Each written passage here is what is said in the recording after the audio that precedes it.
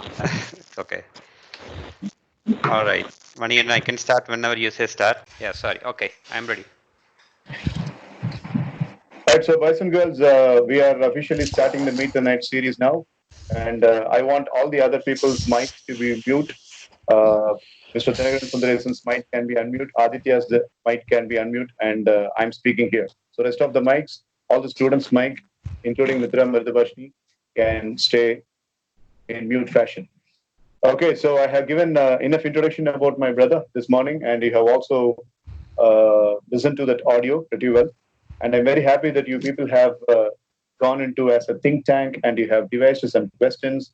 Unlike the other Meet the Night series, this is not going to be an advice or an address. My brother has got no idea of giving any presentation or advice because Siddharth Vijayan was speaking as a presentation, Parveen was speaking as a presentation. But now my brother will be answering your questions. And that's why we have been devising this entire plan of preparing the questions. So, Anna, the entire batch has been segregated into 4 teams, and each team has got their own questions. So, I don't want to stand between you and the students now, and I would like to ask the students to start. So, Mitra, you give a formal introduction now about the session, and your team can start questioning. Aditya, can you see all of us? Okay. Yeah, Mitra, you can start now. Okay, sir. So, good evening, one and all present here. And Dinakaran sir, welcome to this Skype call. I'm very happy to address this session. And we were all curious today morning to attend this session, and we were all pretty busy in collecting some questions to ask. So, we are all with many questions, sir, and we would like to start. And first, it's a pleasure for me to start our team's questions first. So, thank you, sir. Sure, my pleasure.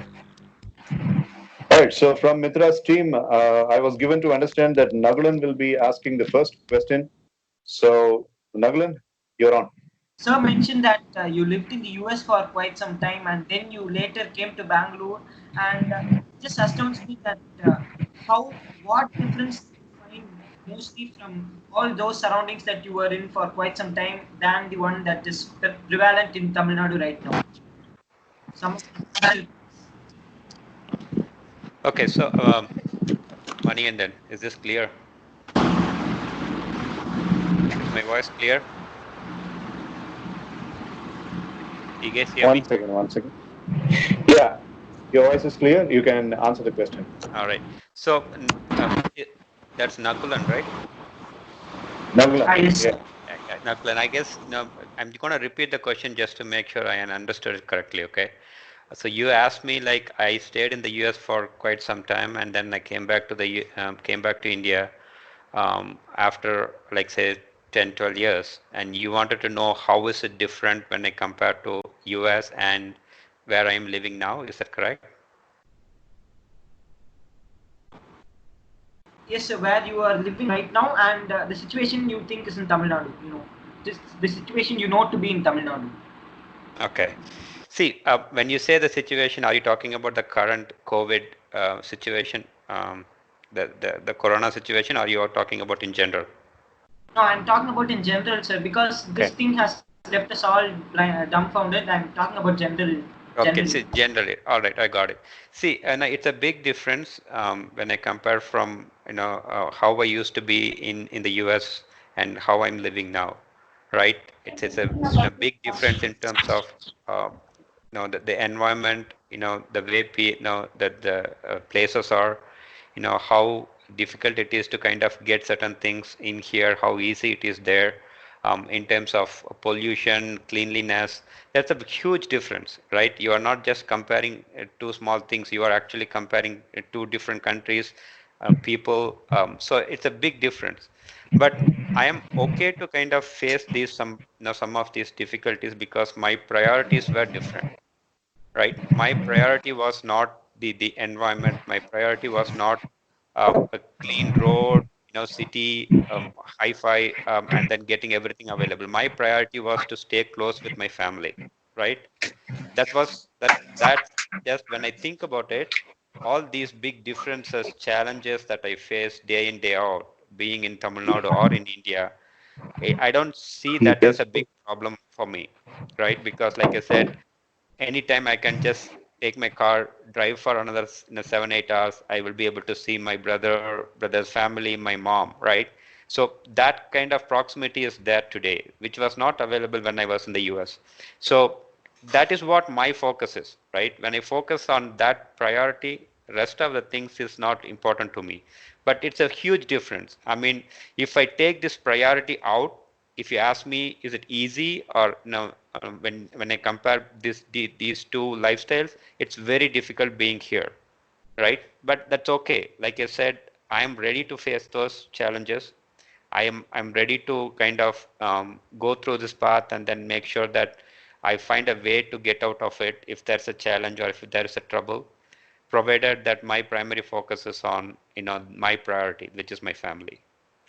I don't know if that kind of gave you a clear answer, but you know, I just want to take a pause here and see if you understood, if you have any more questions on top of this.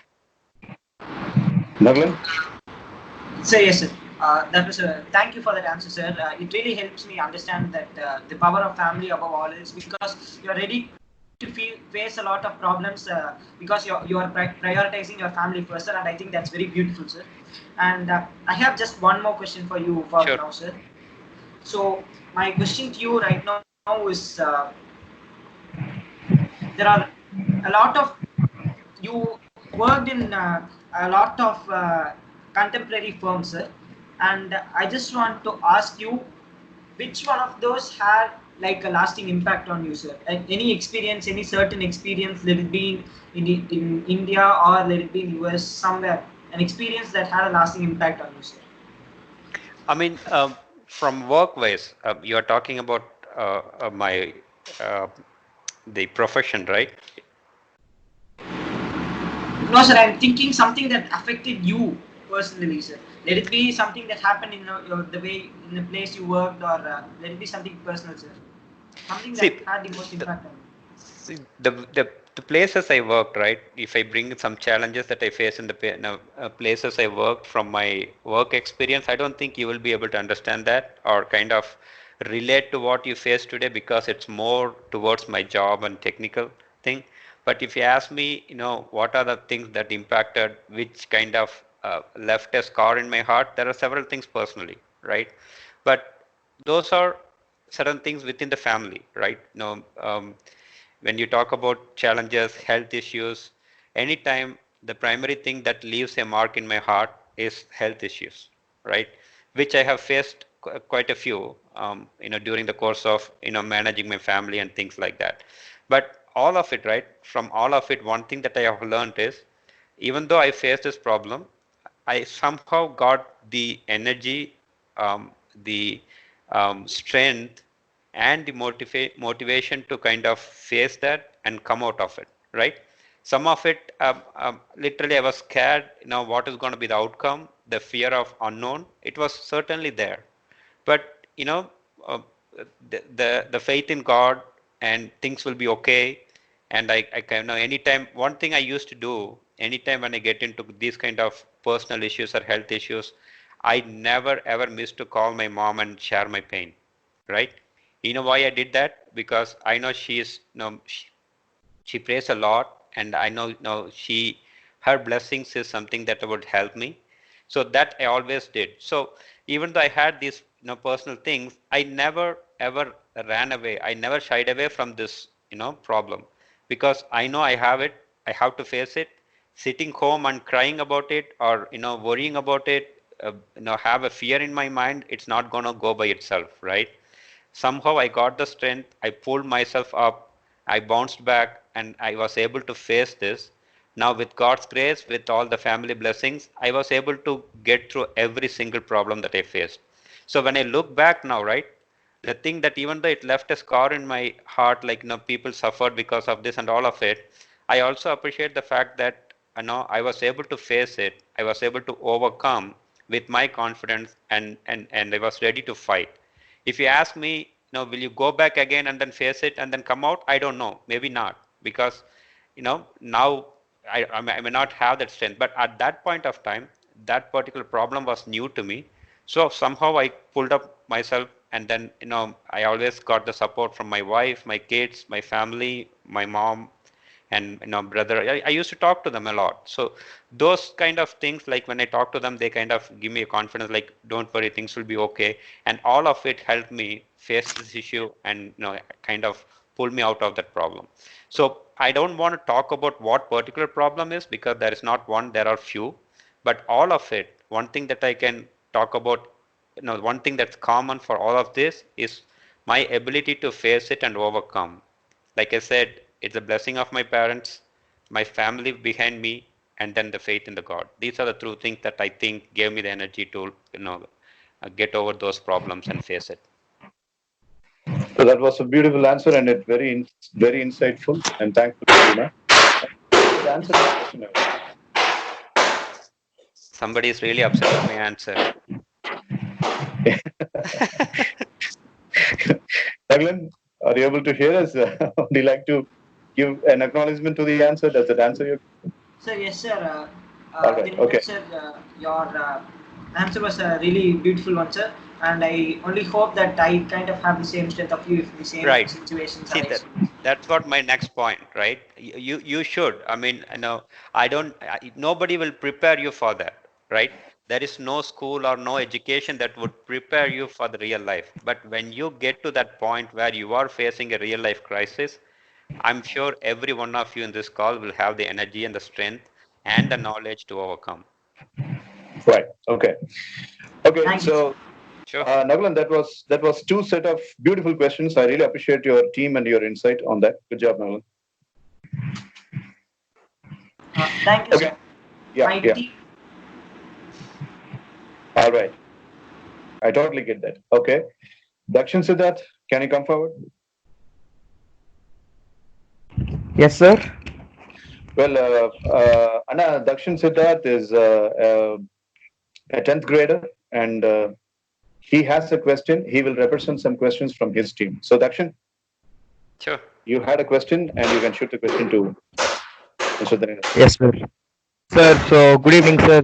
It's been really good meeting you. And my first question to you is, sir, can you give a description of a teacher during your school days or a professor during your college days who's been instrumental in the shaping up of important aspects of your life, sir? Okay, that's a good question. It's not just one person I would like to quote. What's your name? I'm sorry, I missed it. Action, sir. Dakshin. See, so there are not just one, multiple people, multiple teachers who helped you during the course of it, right? Until fifth grade, you were just a kid. You won't remember anybody, who kind of made a change in your life, right? After that, from fifth to 10th, you would remember somebody, and then from 11th to 12th, and every phase of your education, you would remember some. So I remember a person who's, his name is Balusamy, I believe, from VHS. I don't know if you guys know that school. Viswadipti, it's on the way to right. English teacher Balasamy, right? That's Yeah, what. Right. So see, I mean, during those days, we didn't have too many people who kind of speak the right language and give us the motivation to do the right thing, right? From him, I learned that language is pretty important. He clearly shown me how to communicate with people. Vocabulary is how important it is. What are the things to do to kind of improve yourself. He always went beyond the subject and helped us to kind of give us some tips to do the extra thing to kind of improve yourself in terms of language, right? If the other person, if you think of it, there is one more person, Rangasamy, I believe. He was my biology teacher, and he's the person, right, who always used to encourage, questions. And anytime he comes into the class, he doesn't jump into the book and start giving it. He would talk to us and communicate with us. He will bring up, even though we were at 8th, 9th grade, he didn't think us as kids, right? He valued our, perspective. He valued our responses, views. He used to talk to us and ask us, this is the scenario. Now, how would you do it? and take a look at it. And he was very, very attached to the nature. He would just, whenever he finds time, he would just go to some place, and then he takes photos, and he would come and share with us. So that point of time, it was quite strange for us, right? We used to have teachers who would come and then be very strict. I don't know how now, guys. During those days, teachers used to come with one hand, they will have the book, on the other hand they will have a long cane. You know what a cane is, right? Perambu, Perambu Kuchi, right? And that is how we have seen all the teachers. And this guy would come inside the classroom with book in one hand and a bunch of for pictures that he has taken the previous weekend or so. So that's another person. So that's another thing that I can remember, who kind of gave us a different perspective of education. And there is a couple of people when I went to college, so again the same way, right, who taught us the actual subject, right? People who are very, very strong in what they used to teach us. I did BSc physics, and then I did computer science for my PG, my master degree. But UG is physics. So there are a couple of people who kind of spoke about, I mean, it was so nice to see how strong they were in the in the area of their area of expertise in that particular subject. So those are something that we learn, like, okay, look at this guy. I mean, he's very thorough in what he's talking, right? He's not coming and saying something from the book. He's actually kind of giving the real view of what it is. So that kind of made a difference. Like, that pushed us to kind of, don't worry about the marks. Just make sure that you understand the subject, what you read. Just don't memorize and then give it on the paper. Even though it's an exam, just try to make sure you understand, and you kind of really have a perspective of what you are reading, not in the sense that memorize it and put it in the paper.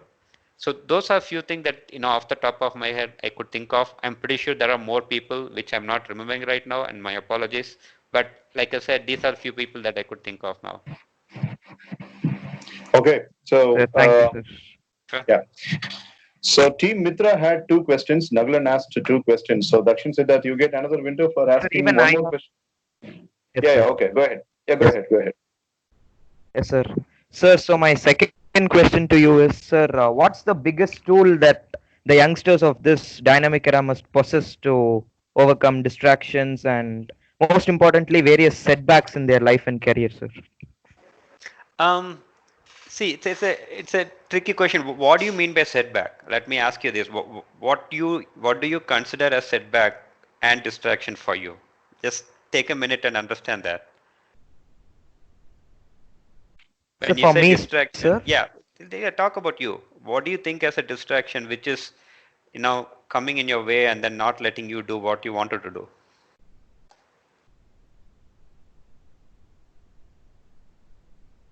sir, so for me, there are some setbacks is like scoring less in few subjects during some times and not being able to concentrate more.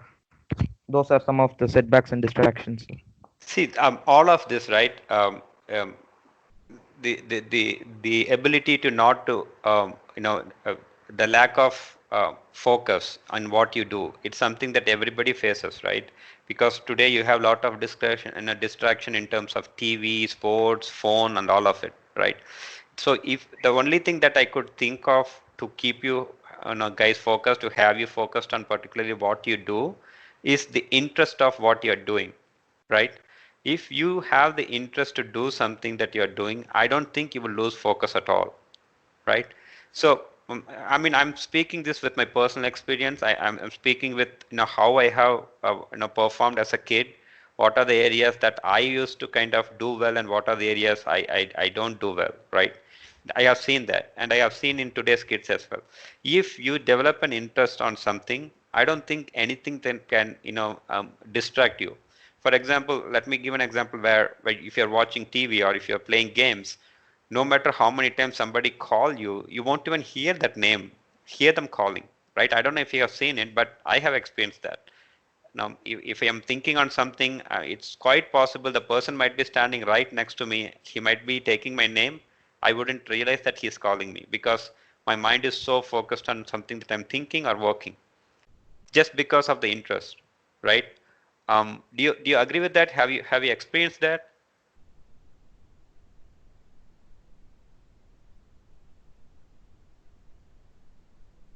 Okay, I don't know. Maybe Dakshin, you got to respond because it is the question that is directed towards you, and he's trying to answer. Would you like to comprehend? Do you understand? Okay, he is experiencing some network issues. All right, that's okay. I mean, it's a good He'll come question. back now. I want everyone to understand, right?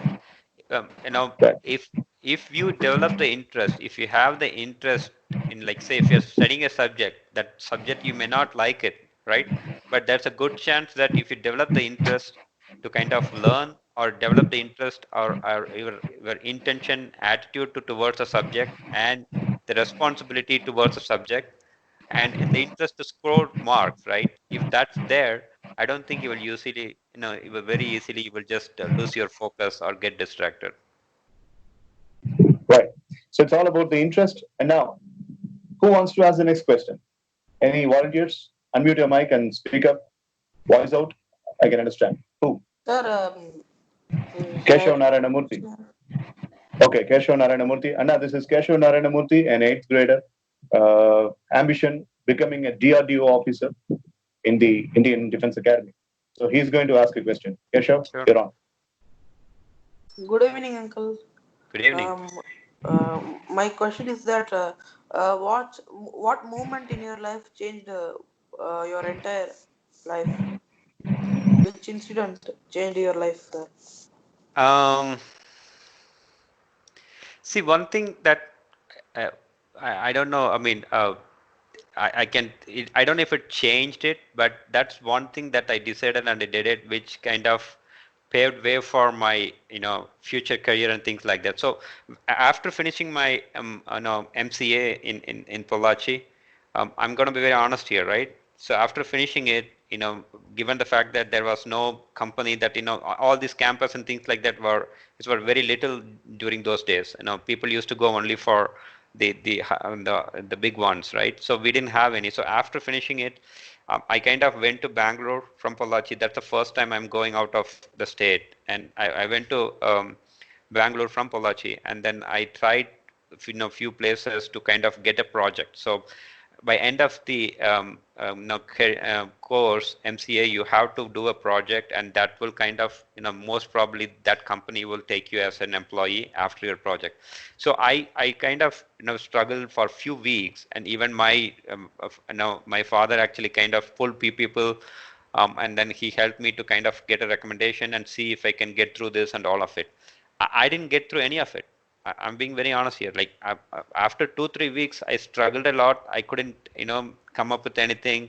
I had few interviews and I had few tests. I couldn't make them. I didn't pass them, just because the knowledge that we had during that time and the expectation during that time when we spoke with some of these companies were too high. The one thing that I did is, as soon as came back to Pollachi, very next day, or I think in a couple of days, I took a bus to Mumbai. And believe me, we are at the state where we never went out of the state, and until we finished the college, and maybe briefly we would have gone to Kerala and things like that for vacation. That's it, right? So this thing, Mumbai was like 12 to 13 hours bus drive, that drive that we have to go, and because I was not quite sure if I'm doing the right thing or not, but somehow, like I said, somehow something gave me the courage to do it. I took the bus, I left Pollachi, and then within few weeks I was able to get a job. So my point is, I don't know if I hadn't done that, I would have kind of gotten the opportunities that I got after going to Mumbai. Because after going to Mumbai, I spent 2 years in Mumbai. Then I had an opportunity. I worked really, really hard. Those are the days that I worked really hard, physically, mentally, everything. And then after 2 years, I think 3-4 years after that, I got a job in Cognizant. So that's another key change in my life. So as a kid, after finishing college, taking the bus to go to Mumbai, and my parents encouraging me to do that, that's one of the primary changes in my whole professional career.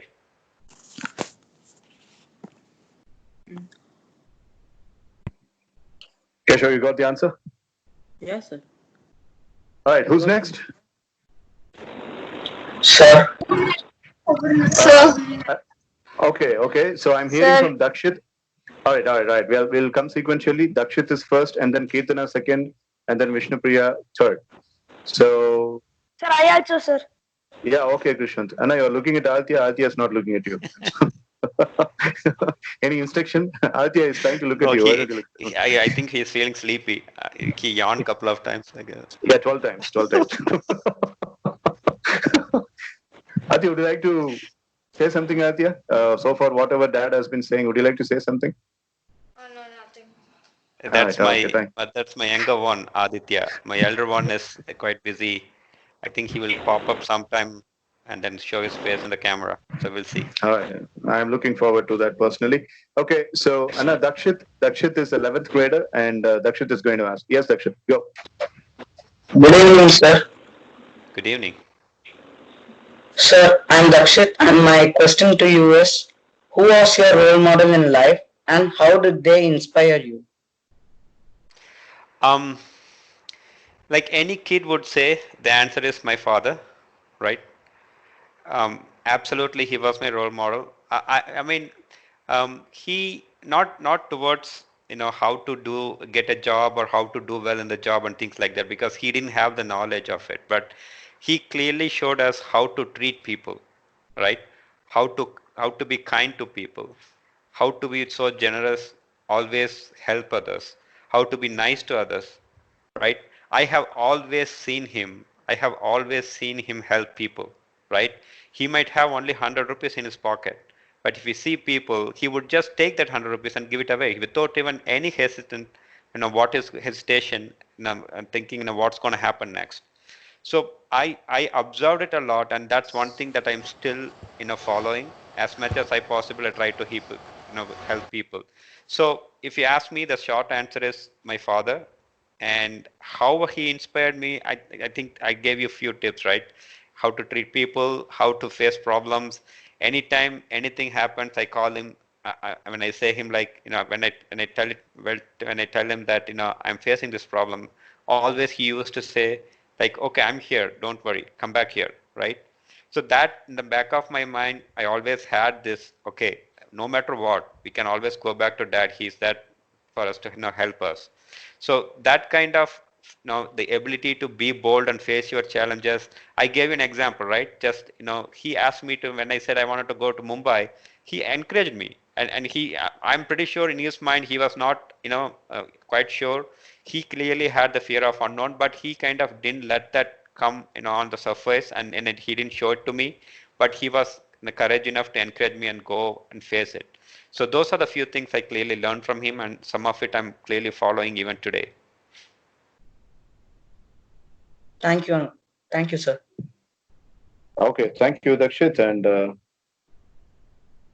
Kirtana, Uday Kirtana, 11th grader, is going to be the next questioner. Yes, Kirtana.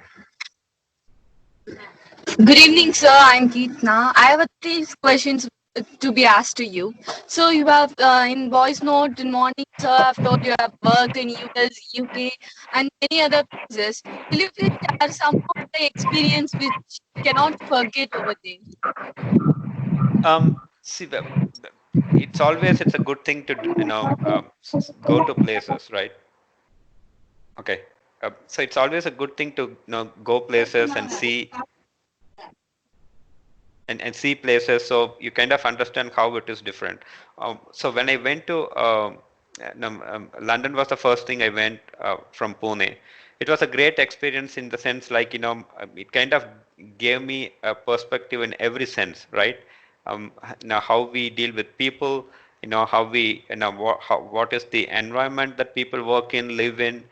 So those were so amazing for me to see that. And I also think, when I moved from one place to the other place, I also sense that, people are not so,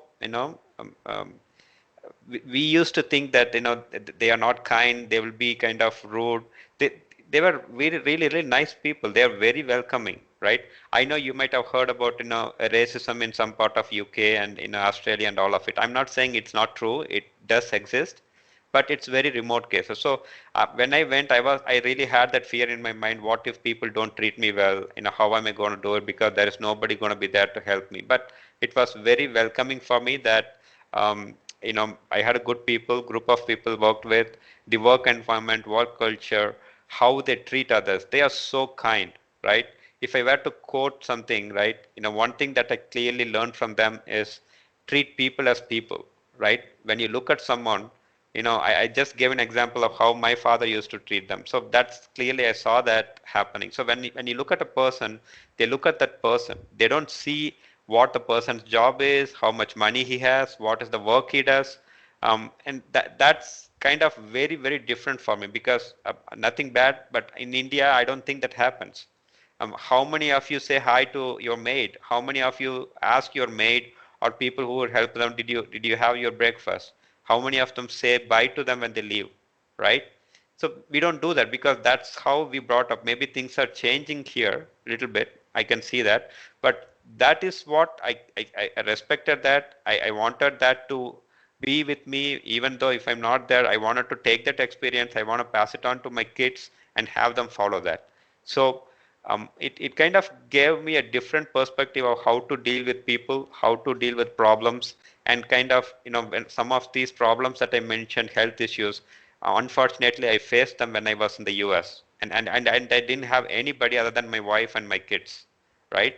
So that's another big thing that it gave me, it made me really strong, right? That's the short answer of the problems that I faced. It made me really strong. It gave me a different perspective of how to deal with people and how to solve my problems. So those are something that I learned.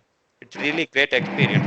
I'm pretty sure. I'm telling you guys, every person in this call will definitely get a chance to do that. When you have it, try to get best out of it, learn from it, and then try to follow the good things in your life.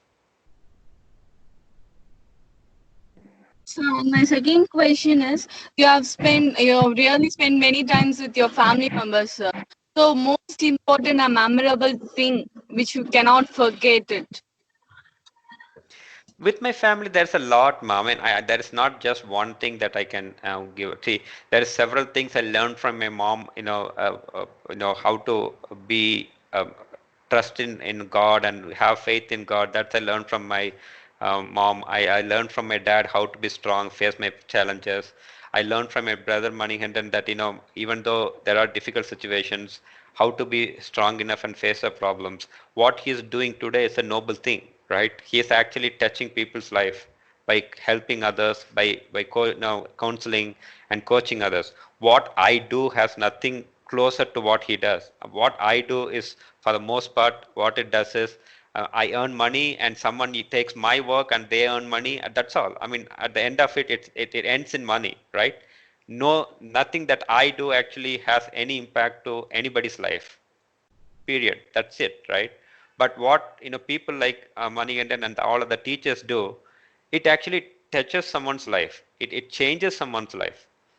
So those are pretty big things. I kept saying this to him. I mean, I don't know if what I'm doing is touching anyone's life, but what he is doing, what people like him are doing, it's actually helping a whole lot. And look at you. I mean, this is somewhere close to, we started with 1 or 2 kids, and now we are close to 20, right?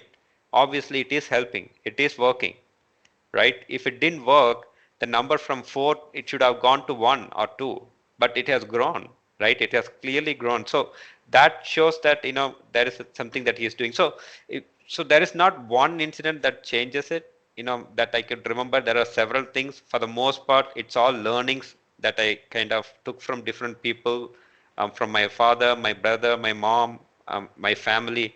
So those are the things that I could remember. It's not just one incident, it's multiple things. And for the most part, again, it's learning. Thank you, sir. Sure. All right, so Mitra, you wanted to ask Anna. Thank you so much for the credit that you have given. It's you always do that, but in front of the students, it really made me feel special. Thanks, now. And I think it's being recorded, right? So that's why I said. Yeah. Okay. Right. That's constricting No, a I breathing really and taking. meant it. I mean, jokes apart, I really meant it. And I mean, this is not the first time I'm saying this to you. I have said this multiple times.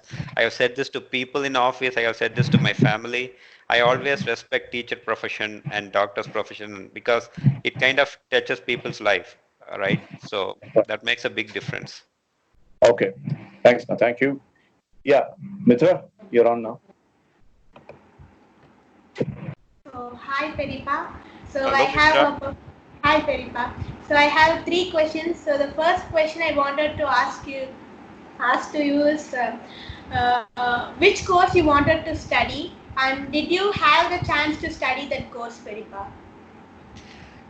That's a good question. I really wanted to do engineering after finishing my 12th grade. I wanted to I really tried my best. I wanted to be an engineer because, quite honestly, we didn't have any engineers.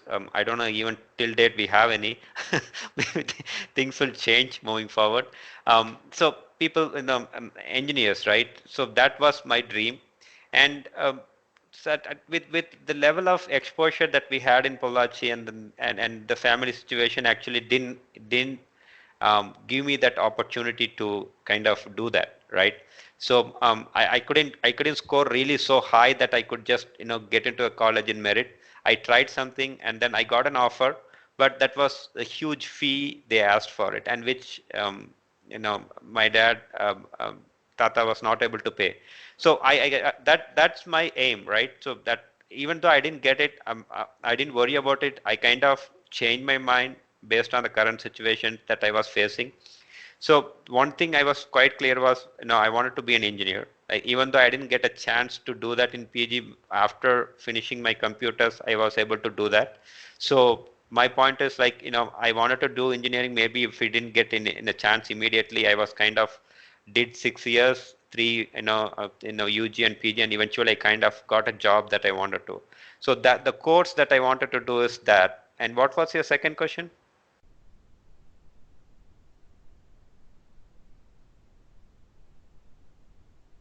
It's not audible, Mitra. Are you on mute? Akka, unmute the mic. Now can you hear me, Yes, Peripa? good.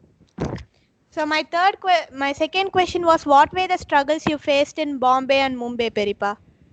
Um, it's we didn't have it's the first time that we left, like I said, the place was totally new, the people were totally new, and it was very difficult situation to live in because we had very, I think it's fair to say now we had like 3,000 rupees per month as stipend, right? And I had something in my mind that I don't want to trouble my parents, so I was trying to manage with that 3,000 for the whole time, right? It was big struggle, and we had to take from where the good thing is the company provided the accommodation, so we didn't have to pay for the rent. But for us to go from the place to office, we had to take auto, we have to change couple of trains and things like that. That was a big struggle. And sometimes we used to just walk to the station like 3 kilometers from where we stayed just to save like 10-15 rupees. Basically, I mean, I know it sounds, it might sound cheap right now, but it was a big money at that time, right? 15 rupees in the morning, 15 rupees in the evening, that would give us 30 rupees. The next day we could use that for breakfast. That's exactly how we did. And party knows it, money, your dad knows it, everybody knows it, because that I was ready to take it just because I don't want, my struggle to be, I don't want to go to my parents and ask for more and in trouble the. I was trying to manage and all of it. So that was a big trouble, but that actually helped me to kind of like, again, you know, uh, showed me the value of money, right? Showed me the value of things. I don't think if I haven't done that, I don't think I would have gotten and understood the value of money quite soon. So those, even though it was a struggle, it clearly helped us to understand the value of money and then how to face challenges and be on your own. So those are the few things that I could think of.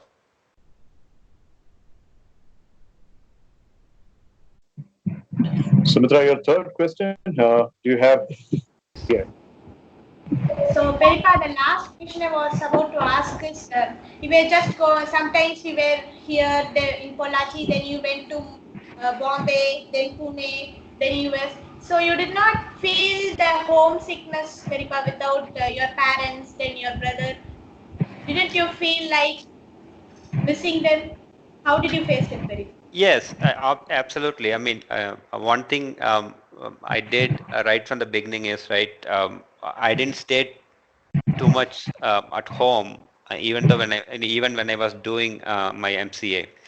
We rented a home, we rented a room in Pollachi, and we stayed for the most part. But we still came to home in the morning, and then we left in the evening. So I still was, we were able to kind of, be with parents. But when I first went to Mumbai, that's when I realized I kind of sensed homesickness. It was so sad. You kind of feel something, and that's when I kind of made so many calls to party, and I spoke to them, my parents, and I also wrote letters and things like that. So that part is there, right? But those are the few things that you have to overcome. It will definitely be there. It was there. It was so hard initially, but time heals everything, right? After certain time, it kind of slows down. It mellows down. It's not going to trouble you so much, and on top of it, you would be focusing more on your career, what to do next, and things like that. So that kind of uh, reduced the effect of it, but it was certainly there. It was so painful initially, but things changed later. And I think anytime we were felt like we were able to talk and things like that. If we didn't have cell phones like you do now, right? But right now it's pretty easy, right? We see you are sitting in Pollachi, I'm in Bangalore, I can see your face and talk to you, right? So that part of it is going to be very easy for nowadays kids with the technology in hand, but we didn't have that before that much, so it was very troublesome during that time. Thank you so much, Peripa. Sure. Who's sitting on your right side? Happy. Aha. Okay. He's clapping for you. Yeah, I heard that. Right. So I heard Vishnupriya's voice and then Krishwan's voice. So now Vishnupriya, you're up. You can ask your question. So, good evening, Uncle. Evening. So, my question is like, you said the sir actually just said about there was many struggles in your life, and can you please explain about your struggles so it will be useful for me? I think we spoke about that already, right? I mean, the few We have been struggles. speaking. We Yeah, have been speaking personally. only about that so far. The personally some troubles, one of troubles with work. Is there anything that you are looking for in specific? Can I comprehend or can I try helping Vishnupriya's question to get even more validated so that you can answer? Sure. Well, what Vishnupriya is trying to ask is there are plenty of complaints coming from the parents. They say that they spend only a few minutes studying and they are not spending a lot of time in getting their preparation. Point number one. And point number two, I get some complaints from the parents that kids these days are getting very lazy and they are not exposed to the struggles that we used to have in the past. The parents are relating their past struggles to the current kids, and they are attributing that the current kids are not facing as much struggles that we were having in the past.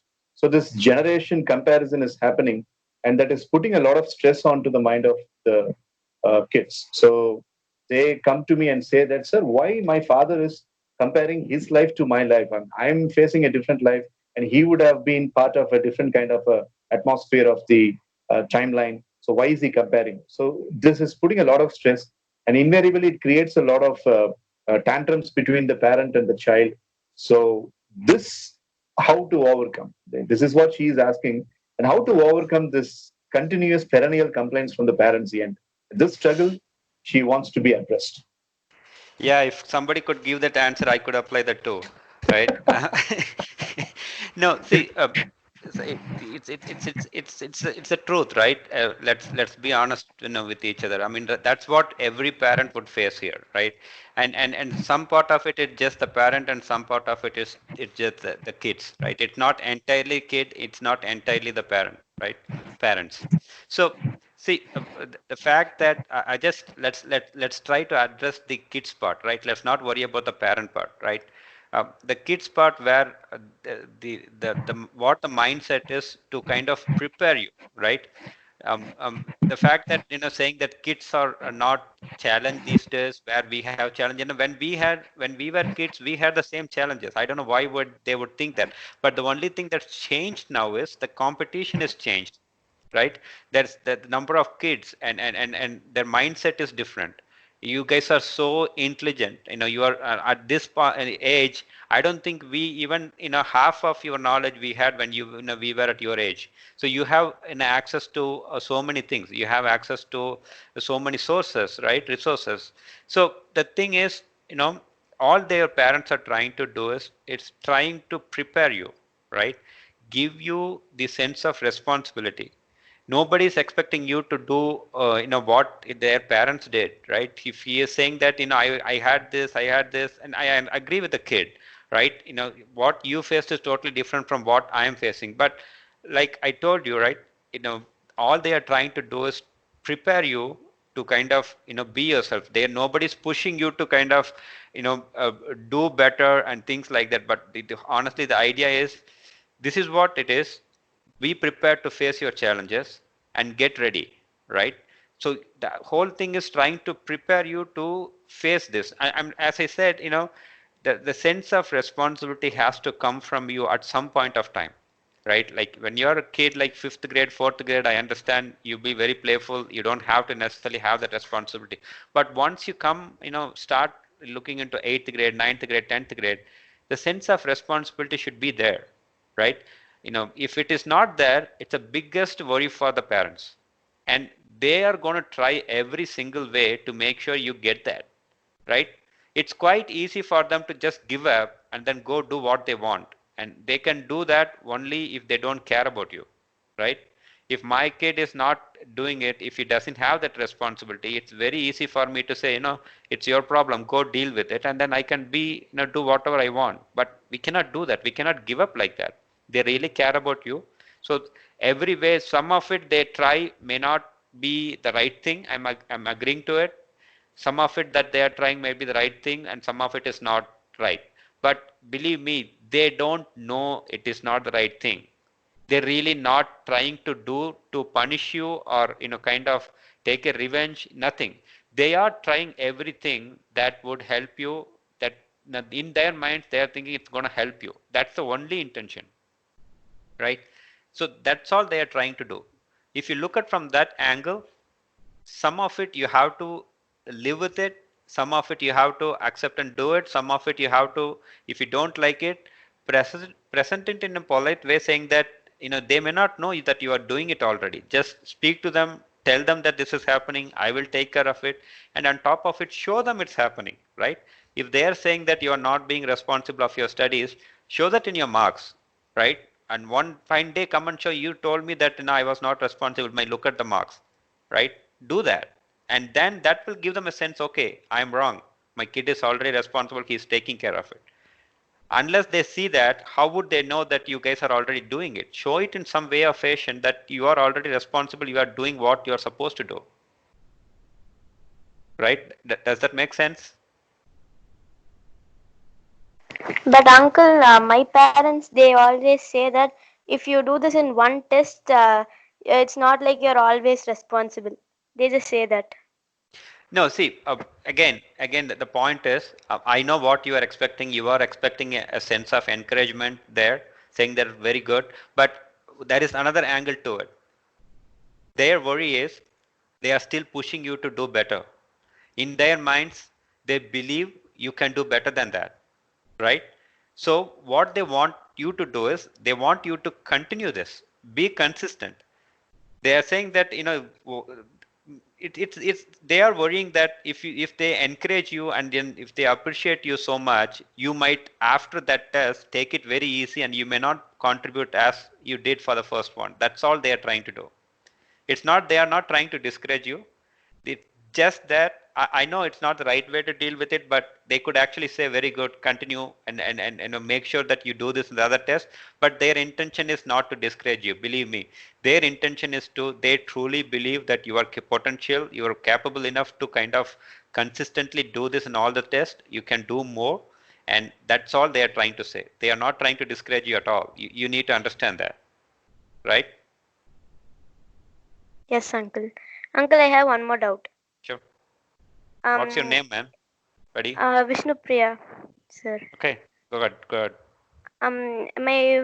My parents are saying that if I speak with my friend, they just point out some friends, and they're telling that you should not speak with them. You should not speak with them. Why is that happening, uncle? Okay, which grade are you in? Ninth, uncle. And where are you? Polachi, uncle. Polachi. Why are they asking you not to talk to those people? Do you know? No, uncle. No, they might think that you are talking and then you are not being responsible on things that you are supposed to take care of, like your studies, your homework, and things like that, right? So, have you ever asked them in a good way, why are you asking me not to talk to them? Yes, uncle. I have asked at least for 10 times, but they just say that I I won't say the reason. Okay, so see, this is something maybe Manikandan says can talk to your parents and see what's actually going on, because we clearly need to understand both versions of the story, right? I'm not saying you are not giving the right version of it. Maybe they're in their mind, you are doing it too much. That, like I said, maybe are you talking to them all the time and then you are missing some of your homework or studies? No, uncle. Only in the leave time I just talk with them. Okay, who do you talk to? Are you on the phone, or do you go to their Yes, house sir. and talk? Phone, uncle. How much time now you talk during the day? Um, 15 minutes or half an hour, uncle.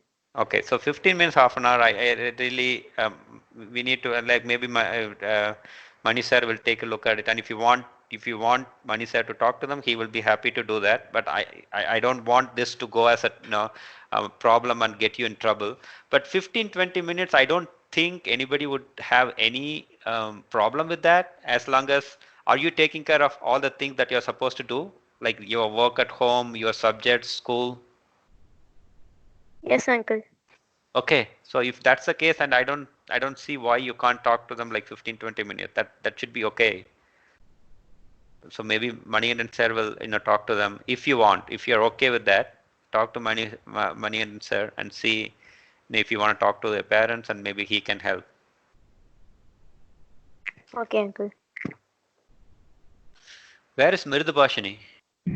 Yeah, okay. So I was saying I would take care of Vishnupriya's thing as you suggested, and I would be happy to do that. And now Mridu Bashni is going to ask question, but before that, Krishwant was staying online. So I look forward to Krishwant's question. Krishwant, you're on. So, good evening, Uncle. I am Krishwant. Good evening. What are the struggles you faced in the young stage, Uncle, and how did you solve that? Young stage when you studies. Yes, Uncle. Okay. See, in terms of studies, right, there were few subjects that I didn't do well, and I honestly didn't like it. Okay. Um, so, but the problem is for me to score well, I had to study those subjects. I had to get good marks, right? Um, so somebody is saying there is background noise. It's from me. No, it's certainly not from you. It's from me. So I have muted my mic. Don't worry. Okay. You All right. just go All ahead. right. So that's been my biggest struggle. Like like I said, at some point I was very playful until fourth grade, fifth grade. I was not focusing much on my studies. But after fifth and sixth grade, I kind of had the sense that every time I scored good marks, my parents, my father especially, he would be very happy, right? So I wanted to give that. I wanted to face that time and again. So I started doing it. I started studying for him, right? I want to score good marks. So if I tell them, then he makes him happy. So let's make him more happier, right? And I was studying it for sixth and seventh grade. I was doing it very precisely just to make my daddy happy, right? After seventh, eighth, and from there, I kind of understood my responsibilities and I did it. But when I did that part of it, still it was a struggle with a couple of subjects, right? So the one thing that I did is, I made up my mind saying that if I want to score well, if I want to get into a college or do the right course like engineering, I have to score marks. 10th and 12th marks are very important in your life. right? Those are two things that people keep asking. So if I need to score good marks overall in 10th and 12th, even though these subjects I don't like, I have to make sure that I get good marks. So the one thing that I did is I started spending more time and practicing more on those subjects, right? I don't know. I mean, you guys won't believe it, but I honestly did that. And Tamil was one of the subjects. I know people might start laughing, but that was one of the difficult subjects for me, right? So I started spending more time on it, and I really, really put more time, and I worked really hard on it, because rest of the subjects, if I do it for 1 or 2 hours, I would be able to finish it. But the subjects that were difficult for me, which I did not like, I had to do like 4 or 5 hours. But I did that, right? I did that. I didn't ignore those subjects. I didn't say I'm not going to do these subjects. So my biggest struggle was putting that additional efforts to kind of work on those subjects I did not like. That was my biggest struggle. But I'm really happy I did that, because that helped me score good marks. So my point to you guys is, somebody brought this up, like, some of the subjects you may not like it, right? Quite honestly, no, not every single kid would like all the subjects. Your interest might be on particular subject, particular area. So the point is, the subjects that you don't like, you cannot just ignore them, right? Not at least until 10th. You have to choose them in some form, in a way or form, right? If you don't like maths, if you don't like science, I mean, what are the options you have if you just ignore everything just because it's difficult? Right? Any subject that you pick, it's going to be difficult. But so the things that are difficult, try to develop some interest to learn those subjects, understand what it is, and put more efforts, more time on those subjects, right? I know it sounds very, you might come back and say that it's very easy for you to say, uncle, no, we are the ones who are struggling. I understand that. But I was a kid once, right? I had the same problem. There were few subjects I did not, like it. I did not do well. The only way to overcome that is put more time on those subjects. Try your best, give your best, do well. And if you come, try to do well, and encourage yourselves to put more efforts, and try to learn that, right? So if that part of it, right, if you are scoring like 80, 90 in the subject that you like, make sure you score somewhere close to 75 or above 70 on those subjects that you don't like. That way it would help you to kind of come out with a reasonable overall total. So that's what I encourage you guys to do always. Yeah, okay, uncle. My next question is, uncle, you travel to many countries or states, uncle. What are the experience did you have? I guess I spoke about that, right? So the different kind of people, the work environment, the way to handle problems. Those are a few things. I think we kind of touched upon it, right? At a high level, these are the things that I learned, right? That's right. That's right. So it is a repetitive question, but Krishant, I really appreciate you for asking that question. Good job, Krishant. Thank you, sir. Right. So Mridubashni, so you are waiting for a long time, and I don't want your question to be pending. Yes, Mridubashni. Yes, sir. Hello, Chitappa. How are you? Mirzubashni, I'm doing well. I'm glad you spoke finally. Go ahead. So, I have three questions to you, Chitappa. First question is, which empower leads you to success in your life, Chitappa? Again, like I said, the interest and the intent to take things seriously and being responsible, right? The primary thing is the interest. You really have to have interest in, or I don't know if you would understand. You guys have, maybe it's too early to say passion. Maybe passion is the right word. You have to have passion. You have to have the interest in what you are doing, right? Passion is a biggest thing, right? It encourages you to kind of do what you want. So the if you want to do something, develop interest on the particular thing, work really hard. That is the one thing that you have to do that will help you be successful on what you want to achieve. Okay, Chitappa. The next question is, what is your mental strength when you went to abroad without your family members? The mental strength was, it's um, the the expectation to kind of know more, right? The thirst of knowledge, the thirst of experiencing new things, kind of waiting for this, because I really wanted to go. right from 12th grade. During the course in the college when I did MC, I really wanted to go. All right, I want to see places, and then when I joined the companies, it was everyone's aim to go abroad to either UK or US, Australia, just go there. So that is one thing that really encouraged me to go out there, right? So and if you ask me, what pushed me to do that, the expectation to see new things, learn new things, experience new things, people, place, that is the key thing that pushed me to take these opportunities. Okay, so the final question is, what is your present goal and or aim? That's a great question, Mirzubashini. Goals, it's very important, right? Right now, I mean, again, I wouldn't say there's one goal, right? When you're a kid, you might have a goal. Once you complete your education, there might be another goal. Those are short-term goals. That's how you should always have, right? So I had so many goals, when I was in college and things like that. But right now, if you ask me what my goal is, right? Um, I want to make sure that Amartesh and Aditya, my kids, right? They have a successful and happy life, right? When I say successful, it's not about money, it's not about being rich. That's not success is, right? I want them to grow up and do what they enjoy, what they like, at the same time be happy. So I want to set the stage, give them the right knowledge, give them the right opportunity, and then help them achieve that. That's my goal right now. Thank you, Chidappa. You are welcome. Good, good set of questions, Mirzubashini. I really appreciate that. Thank you, sir. I have always been wondering what was Mr. Karan's goal, and he has never told me the answer, and he has finally told the answer to you. I have been asking this several years, and he never told me, but he has answer for you. Good job. Thank you, All sir. right. Yeah, the next person, Kiran, are you hearing me?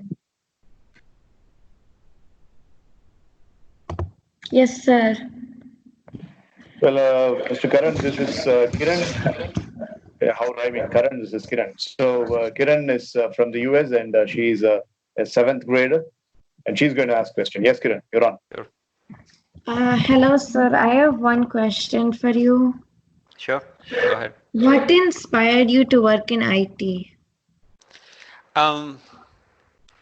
See, it's not that inspiration, right? It's not that inspiration. I mean, to be honest, like like I said, I wanted to do engineering after 12th, and that didn't happen. So, the next best thing that I could do is, take any PG course and then get into computers. During that time, computers, was the buzzword. I mean, I don't know if it's still, it is, I don't think it is still, but the things have changed. There are so many things that have come up right now. But during that time, that was one thing everybody wanted to do, right? So that's how I started looking into it. And when I kind of started, understanding about it, learning about it, I kind of, it caught me, right? I developed that interest. I wanted to do more. I wanted to learn more. That kind of interest that developed, the change in my thought and the mindset towards computers actually pushed me to get into IT. Initially, I want to be honest. I didn't say that. No, I didn't have that plan. I didn't have that as a passion for me, saying that I want to be an IT profession. So things so happened that I was pushed into this, and then once I got into it, I kind of liked it, and I kind of grew from there. Okay, sir. Thank you. Sure, welcome. All right, so who's next? We have, Vedavarsan. I'm seeing your mic getting. Yes, sir. Okay, Balaji, Vedavarsan, can you give it to Balaji, if you don't mind? Yes, sir. Sure, sir. After Balaji, Right. I will try, sir. Right, that's good. Thank you, Varshan. Balaji, now this is Balaji, the senior most of all the people, and he's doing his final year BSc Computer Science in our good old NGM college. Nice. Balaji, go. Yeah. Nice to meet you, Balaji. So, good evening, sir. And my question is, what was your hobby, sir? The biggest thing you could guess this, right?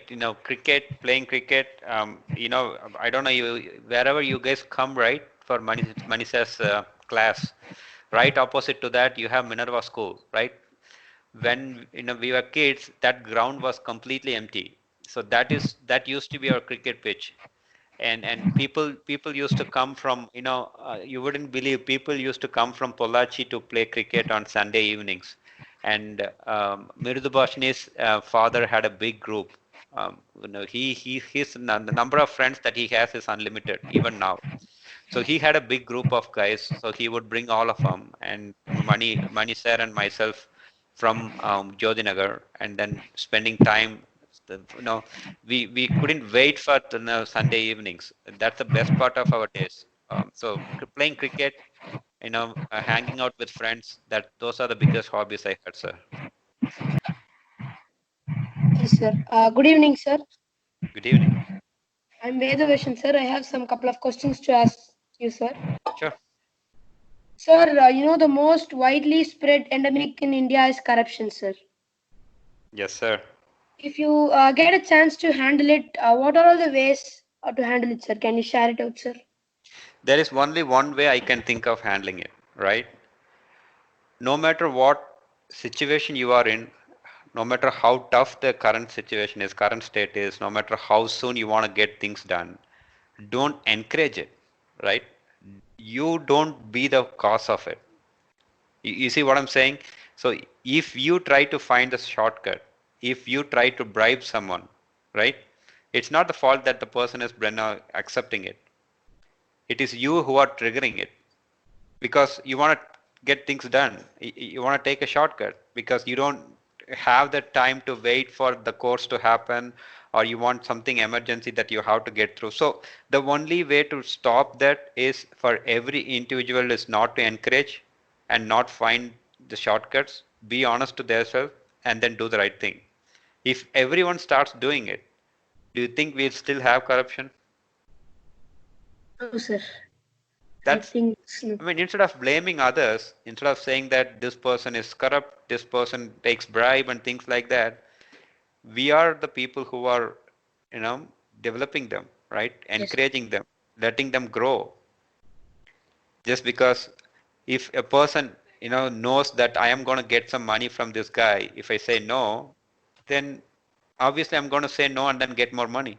If I know no matter how hard I try, I'm not going to get money from this guy, he's not going to give me money, then he will go with the right route. So that's the first step to stop corruption. Yes, sir. Thank you, sir. And Sure. My next question is, this world consists both happy and unhappy people, sir. You know that happy people focus only on what they have, and unhappy people focus what's missing. So what will be your solution to those unhappy people, and how can you change them, sir? You can't change them. You really can't change them, because those are the people who are choosing themselves to be unhappy. And don't worry about them, right? I mean, no matter how hard you try, these people are not going to be happy, because the reason they are unhappy is they are worrying about something that they don't have. Every single person in this world will definitely not have something at some point of time. I mean, not some point of time, every single point of time he will not have something, right? Either money or good car or good house, good clothes. I mean, so it's very difficult if these group of people, right? If let's say one person is unhappy because he doesn't have money, you give him money, then he will start worrying about, man, I don't have house. Okay, you give him house, he will start worrying about, man, I don't have a luxury car. You give him a luxury car, he will come up with something else to be unhappy. So there is no way you can, help these people. Let's not worry about those people. I don't want anybody on this call to be on that group at all, right? There is several ways to be happy. So you have to choose that route and make sure that you are happy. And don't try to change these people who are unhappy. I mean, people who are unhappy because they think about what they don't have is something that there is no other person can save them or help them other than the person itself, right? If I am a person who always thinks about things that I don't have and I be unhappy, do you think anybody other than me can help me? No, I'm the only person who can help me, right? So, yes, sir. So the answer is, it's very difficult to make those people happy, and I don't want any of you in this call to be on that group, right? Be happy with whatever you have. Like I said, You might see another person who might have a good car, might have a good, they have a good house, they might be rich and all that. But when you talk to that kid also, he might have something. He might be missing something. It's not that God has given everything to everybody. I mean, God has evenly given, your strength, energy, intelligence to all the people. So how we use it is up to us, right? So there will be always problems. So if you keep thinking about people who are above you and people who have more money or car, you will never be happy. Okay, look at people who are below you. There are, how many kids in India, they don't have a single meal? Do you know that?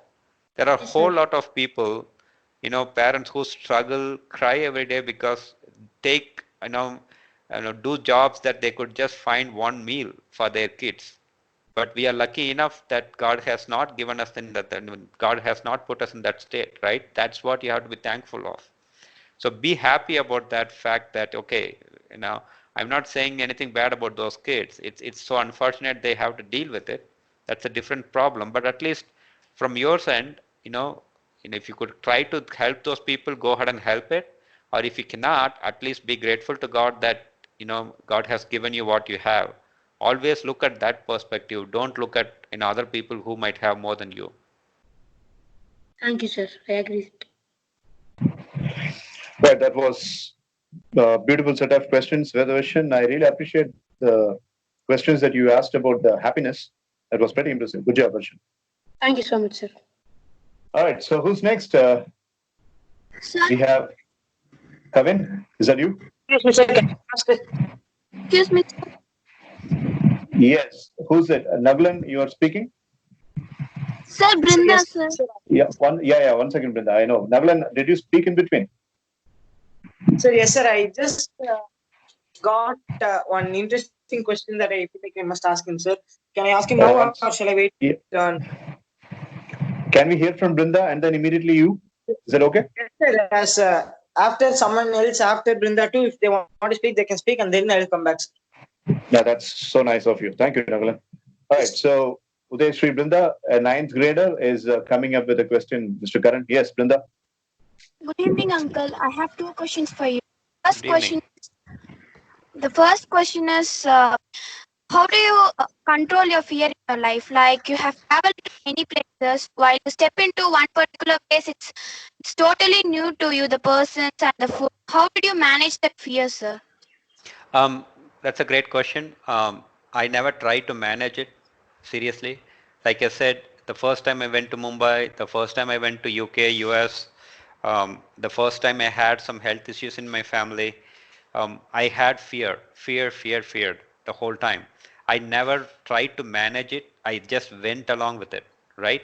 Like I said, I had trust in my parents, my mom, trust in my kids, family, and then God, and then I just went with it, right? Um, there are certain things like it may not be the family, like if you're going to a new place where you are talking about, you are quite not sure how the place is going to be.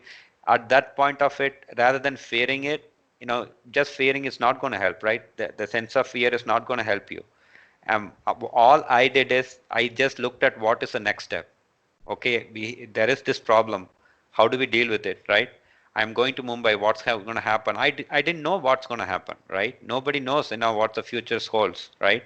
The future holds, it could hold something good. It could hold something bad. We never know. So the only way to do that is I never tried to manage it. I just went along with it. I don't know if you understand it, meaning what's the next thing to do rather than thinking about what's the end result is, what is the immediate next step, and after that what's the next step, right? So you just keep going along with it, and then eventually you will find it, you will be right in the middle of it. The fear is gone, you are coming into it. Let it be health issues, or let it be you are going to a new person in a place, or you are talking to a new person, or you are talking to going into a company or something, you are starting some new course. You'll always have the fear of unknown is always there. If you try to manage it, how will you manage it, right? How can you manage? There is no way you can manage it. It's just that you have to deal with it and then just think about the next immediate step and then go about it. If you try to control it, if you try to say, okay, it's always going to be okay and all that, that's all encouragement that you can give. But you cannot honestly manage it other than you kind of deal with it. That's what I have done always. And thankfully, Brinda has asked this question. Na? But I am giving them some handful therapies and psychological interventions for handling the fear. So I want your catch on it. Do you really think those therapies can work in youngsters like them? We have got psychologically proven therapies. If they're practiced on a regular basis, that's what I'm motivating. That's what I give them as a motivational instruction. And as a matter of fact, Brinda is speaking. Brinda is a regular practitioner of 3 therapies that I have instructed. Do you think that could help them? What is your opinion about it? Yeah, I mean, therapy has proven to help many people, right? If the way they see it, the way they take it, if they think that's helping them, then obviously yes. Talking about it or kind of doing something about it is helping. Anything that they think is going to help, and they see that it's working, they see that it's helping, then we can certainly do that, right? And a couple of minutes back, we had Uday Kirtana who asked a couple of questions, and Kirtana and Brinda are sisters. And I don't know how this is going to be taken, but I am just straight away out of my chest. I want those girls to be addressed on this. And I'm taking this liberty just because you're my elder brother. Their mom is single now, and these kids lost their father pretty earlier. And these 3 people are really strong. The mother and the 2 daughters are really strong, and they are doing as much as they could in everything. And their mom is an entrepreneur. She is doing her own business, and she is taking care of the kids.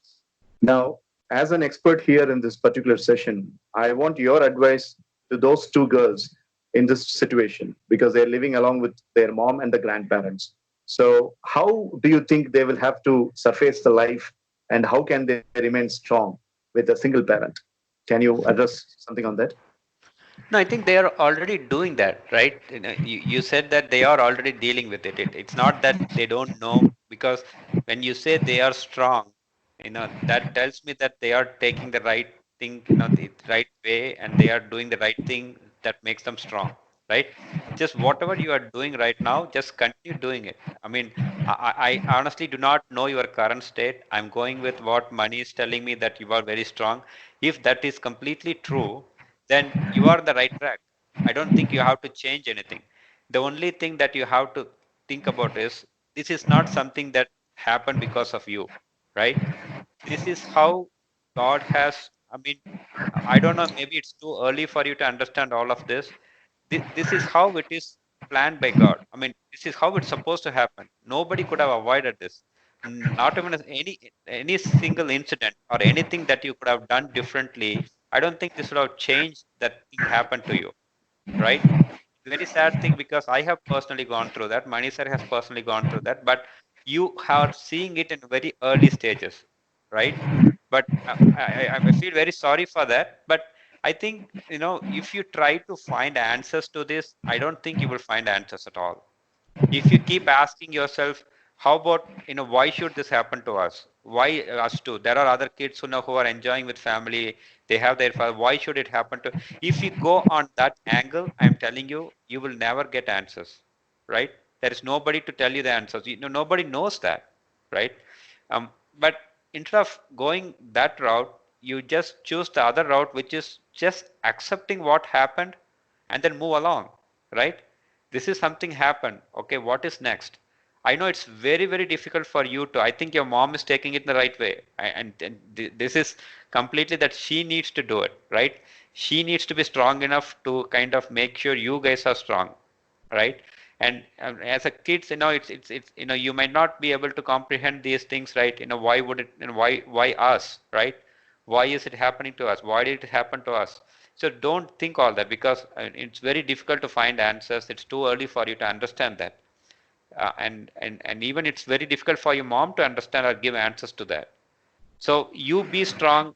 That would make your mom more stronger, right? That's the only thing that you can do now. Accept it. Don't question it. I know it's easy to say. I understand all of it. I understand the pain. But what else can we do, right? So either way, you are going to face this. You let yourself down, and then you sit in a corner, and then you scream about it, you shout about it, you blame others. That's one way to deal with it. The other way to deal with it is just accept it and move on. Either way, the situation is not going to change, right? So it's up to you to choose what is the right thing to do. I'm very sure that sitting in a corner and then thinking about it is not going to help you. It's going to make your pain more. It's going to worsen your pain. Rather than whatever you are doing now, continue that and be more stronger. Like I said, that would make your mom stronger. So at least you could manage this as a family. Thank you, Uncle. Surely I will take your advice, Uncle. Sure. Thanks. Thank you, sir. Surely I'll do it. Sure. So shall I continue with my next question, sir? Oh, you have another question? Yeah, go ahead. And Naglan, you will be continuing after Brinda finishes. Yes, Brinda. Sir, before a few minutes you told that you are interested to do engineering, but what made you to convert yourself into IT company? Right. I didn't choose it. Right. Like I said, it so happened that I was pushed on those paths. Like I said, I couldn't come up with such a good mark that I could get into college by merit. And the other option I had is I got, there was a huge capitation fee, or the fee that they asked us to get into an engineering college, which, my dad was not able to afford to. I didn't want to give him that trouble. And the only other option I got is, to see if I can do MCA by you doing some other, UG course. And eventually, we looked into it and we saw what is the other option. Okay, let's do some, UG in science and then move on to computers. That's how it happened. It's not something that I planned for. It so happened that I had to take that route. Brinda, you have any more questions to ask? Okay. Naglan, Brinda has finished, and your top of the hat question that suddenly surfaced can be shoot. Come on. Sir, yes, sir. I'll start.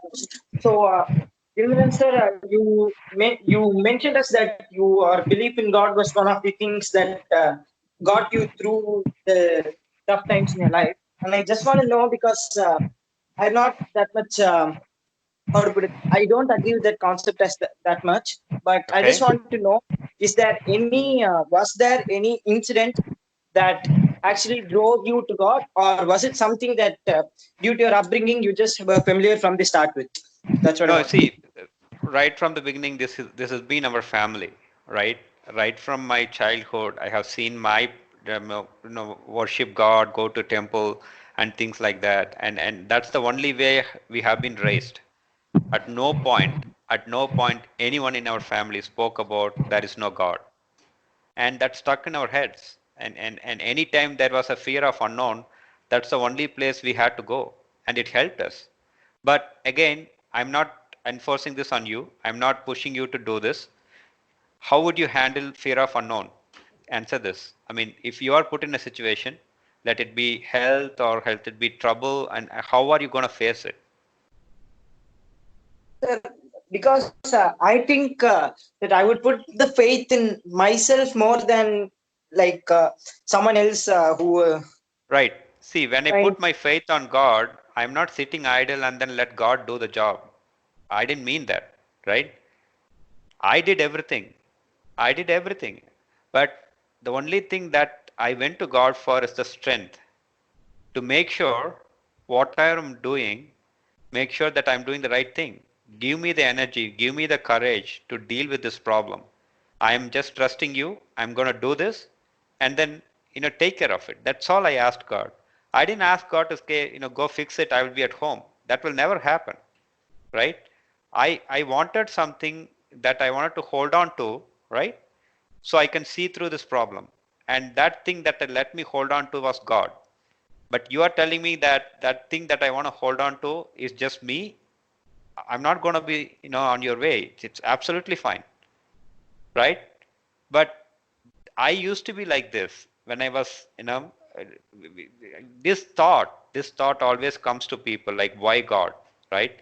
Maybe it's too early for you to. Right now, you might be able to manage that. But once you grow up, once you have your own responsibility, the fear of unknown, it's going to haunt you. I mean, it's going to come on you. But if you are strong enough to say the same thing on that time, that's great. But that's for us to deal with later. But right now, if you think that I believe in me, that's all I'm going to believe. I don't need God. That's okay. I mean, nobody's going to push you and say no to that. I have seen people, it doesn't mean that people who have been successful, who have been happy are those people who only believed in God. That's not true. There are so many people who didn't believe in God, are they still happy, they are successful. But definitely they would have something for hold on to when there is a fear of unknown or problems. And for us, it was God. And for you, if you're saying it's just you, that's okay. It's no problem at all. Okay. I understand that.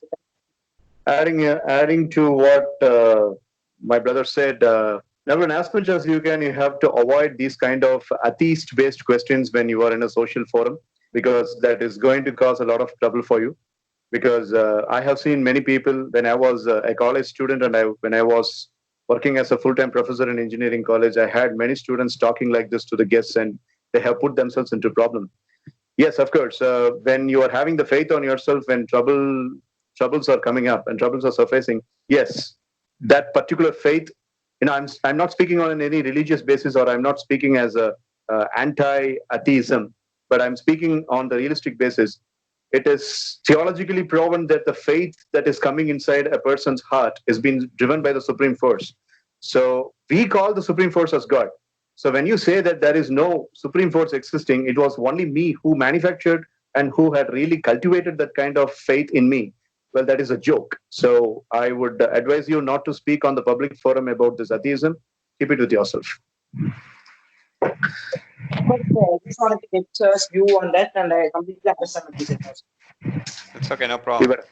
Aditya, do you have any questions? No. No questions? No. All right. Who's next? Right. So, Sir, Naglan wanted Balaji. Balaji, please don't ask him when did you meet Manikandan and when did you go on coffee with him. Sorry, sir, but Sir, I also have a didn't meet. question. Yeah, After Sir, Balaji. even I have one more question, sir. Yeah, Balaji, what is it? I don't think it's right or wrong, but I ask in a different way. And what was your current message to youngsters, youngsters of current generation? I mean, what is message to youngsters of current generation? Okay, so the only message is, right, develop some interest, be responsible, and do the right thing, and whatever the right thing that you think of, right, hold on to it, as long as it doesn't hurt anybody, as long as it can only help you. That's what you have to hold on to. I mean, motivate yourself, develop some interest in anything that you want to do, and if you want to do something, just it's okay, and you don't have to give up just because your parents don't like it. You don't have to give up because people don't like it. Like I said, if you think that's the right thing, which doesn't hurt someone, which interests you, that's your passion, then go ahead and do it. All right, Dakshin, you're up. Yes, sir. Sir, so can you describe your 15-year span in the United States, sir? Your experiences, your lifestyle, everything. 15 years, right? Yes. I mean, it's too tough to describe all of it, man. That, like I said, see, in short, the things that I picked up is I clearly told, right, how to, deal with people, be kind to others, how to face a problem, how do they, respect people. Those are the few things that I really picked up in terms of as a person, and a whole lot of it I faced during my career as well. So it's a very different experience which taught me a whole lot in terms of taking care of things personally, looking at it, kind of plan for yourself, how to, be dedicated on something that you take on, be responsible of it. So those are the few things that come to my mind. It definitely changed me completely as a person, right? I don't know if I were to have all this knowledge and the way I deal with problems, if I hadn't gone these places and seen different kinds of people, right? Those different kinds of people is what taught me a lot. So that's what the biggest difference is. Thank you, sir. Sure. All right, so Hariharan, Dhanvin, Prabhu Aditya, you hear me? Yes, thank Okay, Hariharan, you have questions? yes, thank Anna, this is Gopi Anna's son, Hariharan speaking, and he has a question. Hello. Hello, uncle.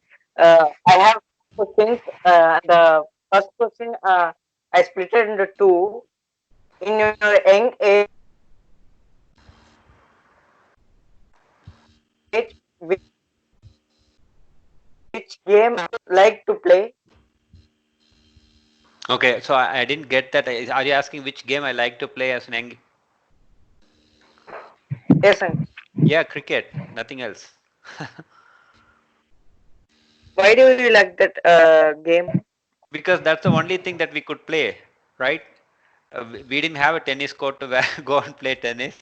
We didn't have a badminton court to play. So cricket was so easy, right? You just, if you didn't have a bat, you just take the coconut thing and then branch and make a bat out of it and the ball, and that's one thing that we all followed on TV as well, right? Okay, Nowadays uncle. we have, And in your life, yeah, go ahead. Hariharan, if you are speaking, please understand that we are not hearing you.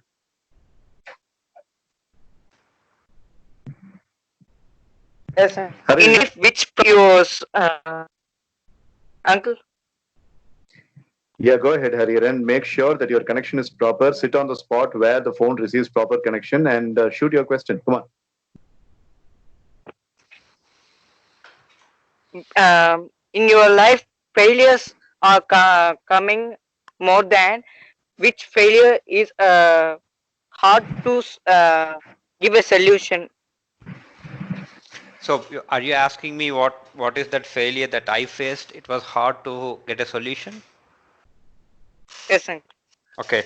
Yeah, see, yeah, at various levels I have failed, right? Right from school, colleges, and things like that, several things that we tried and things like that, right? It's not just one incident. So you try a new thing, it's okay to fail. I'm telling you, it's okay to fail as long as you try and then you learn from that failure, right? So Yes, sir. that's how it is. I mean, so quite recently, I kind of, after like say 17, 18 years, I left the job and I wanted to try doing on my own. I tried something on my own, like whatever your money sir does, right? And I failed in it. I couldn't continue that just because I didn't have the patience. I didn't have the right way to pull these things into streamline these things and then continue doing the job. So I wanted to try something on my own. I pulled, talked to people, got the projects, and I want to develop something on my own. I tried that for 1.5 years and I completely failed in it just because I couldn't continue. When I say I failed, it's not that I failed because I didn't enjoy doing it anymore. That's what I call as failing, right? After 1.5 years, I didn't feel like doing it. I didn't enjoy that. I didn't have the interest. And then again, I went back to, and I joined the company. So failure is something that, it is difficult in different ways, and it depends upon how you fail. If you fail and then that impacts somebody else, that's a bigger pain because it's not only you, you are impacting others as well. So as long as we don't do those things where it would impact others' life, but if it's a pain on our own, it's okay to bounce back and then try and continue and see different things, right? If you failed and if you continue the same thing, if you don't change in the way you are approaching things, you don't change how you practice, you don't change how you prepare yourself for something and then expect just a different result, it's not going to happen. You failed, you learn from that, and then the next time you do something different, so you succeed, you don't fail again. So those are the things that you learn. So for the most part, it's okay to fail, but learn something from the failure so you don't have to face it again. Thank you. Right. Brilliant questions, Hariran. I really enjoyed your question and I enjoyed this answer just like the other. Thank Who's you. next? Yeah. Any other question? Because we are coming very close and I'm seriously keeping Mr. Karan hold up for a long time. Even his business meeting will not go this long. So, yeah, who's next? Sir. Vishnupriya, you said you, Kiran? Sir, Yes. one quick question, sir. Yeah. Sir, where were you living in the United States? Are you in the States? Yes, sir. Where are you in the States? I'm in Texas, sir. Texas. We were in Pennsylvania. Oh, okay, thank the you. whole time. Sure. Yeah. Kevin?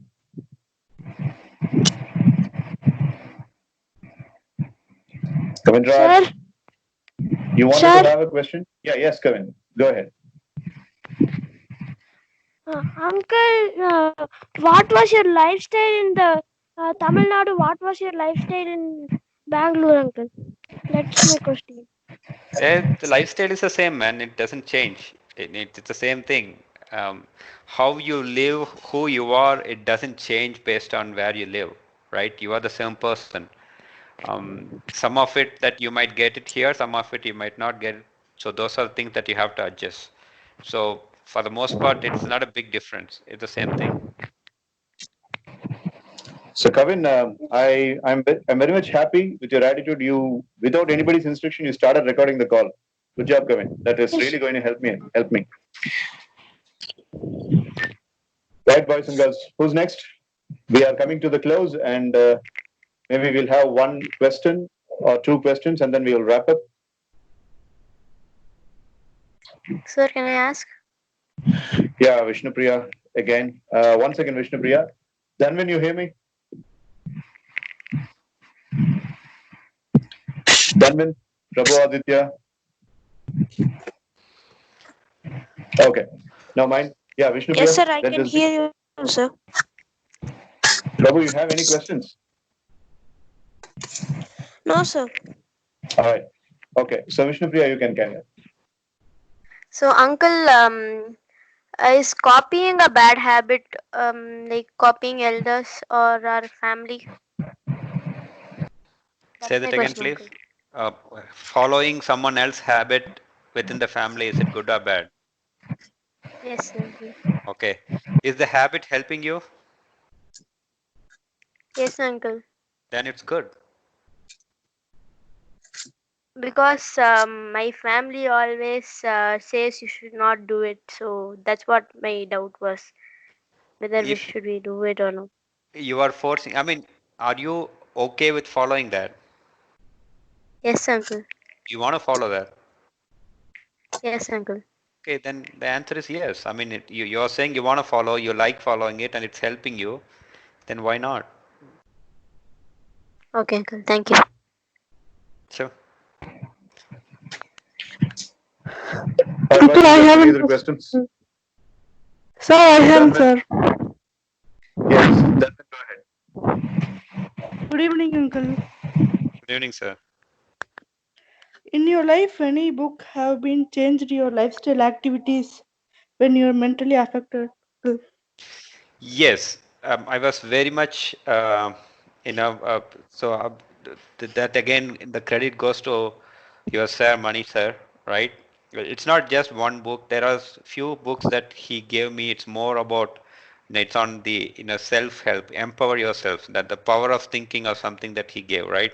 So those are the few books that, it really helped me to change, how I, kind of look at problems and get me out of a difficult situation, focus on, Dr. what Wayne you're Dyer's thinking.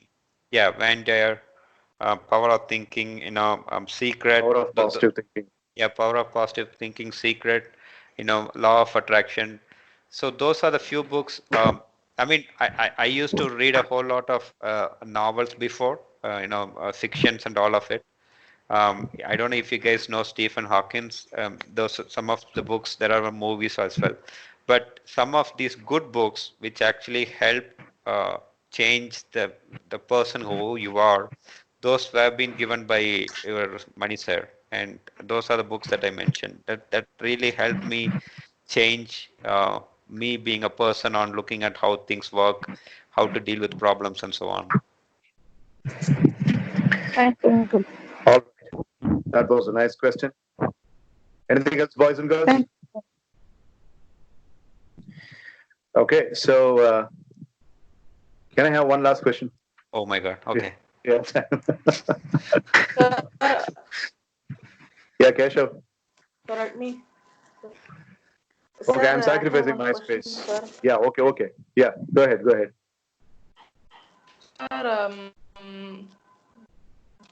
Sir, sir, I forgot it. Sir, you have been into IT industry, no, sir? You are well experienced, no, sir? Yes, sir. You are giving me a job. No. I'm not Okay. interviewing you. Okay, I'm tell asking me. you that is it, what did it Can you help come to you? the How question? did it train your brain? How programming trained your brain? You learned to program. See, programming did not, it helps you in achieving. I mean, it like reading any book, right? You learn something new, but it doesn't directly impact, who you are, as a person, things like that, right? Obviously, you will get some sense of happiness, some sense of satisfaction when you complete something, right? That's all it helps you to do. It's not that it changes who you are and it impacts your brain, it encourages your brain to think differently. I haven't sensed that.